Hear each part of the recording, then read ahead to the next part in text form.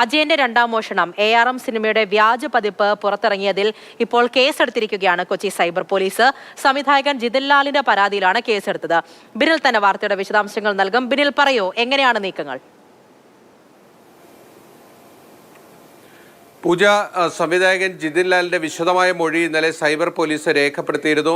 ജിതിൻ ലാലിന് എവിടെ നിന്നാണ് ആ വീഡിയോ കിട്ടിയത്? അതായത് ആ ട്രെയിനിൽ ഈ ARM സിനിമ കണ്ടുകൊണ്ടിരിക്കുന്ന ദൃശ്യങ്ങളടക്കമാണ് ജിതിൻ ലാൽ സമൂഹ മാധ്യമങ്ങളിൽ പങ്കുവച്ചത്. തൻ്റെ ഒരു സുഹൃത്ത് അയച്ചു തന്ന വീഡിയോ എന്ന പേരിലാണ് അദ്ദേഹം അത് പങ്കുവച്ചിരുന്നത്. അതുകൊണ്ട് തന്നെ ആ ട്രെയിനിൽ ആ സീറ്റിൽ ആരാണ് യാത്ര ചെയ്തിരുന്നത് എന്നത് പോലീസിന് കണ്ടെത്തേണ്ടി വരും. അതിനുവേണ്ടി ജിതിൻ ലാൽ നൽകിയ വിവരത്തിന്റെ അടിസ്ഥാനത്തിലുള്ള അന്വേഷണമാണ് ഇപ്പോൾ സൈബർ പോലീസ് നടത്തുന്നത്. സ്വാഭാവികമായും റിസർവ്ഡ് ക്ലാസ് ആയതുകൊണ്ട് തന്നെ ആ സീറ്റിൽ ആരാണ് യാത്ര ചെയ്തതെന്ന് റെയിൽവേയുടെ രേഖകൾ പ്രകാരം കണ്ടെത്തുക എളുപ്പമാണ്.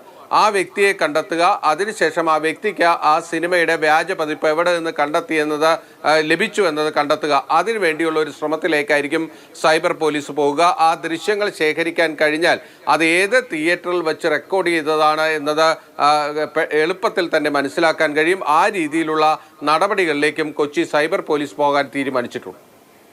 ശരി, ബിനിലാണ് വിവരങ്ങൾ നൽകിയത്. എന്തായാലും വ്യാജ പതിപ്പ് ARMന്റെ വ്യാജ പതിപ്പ് ഇറങ്ങിയതുമായിട്ട് ബന്ധപ്പെട്ട് കൊച്ചി സൈബർ പോലീസ് കേസെടുത്തിട്ടുണ്ട്. അങ്ങനെ അന്വേഷണം മുന്നിലേക്ക് നീളുകയാണ്.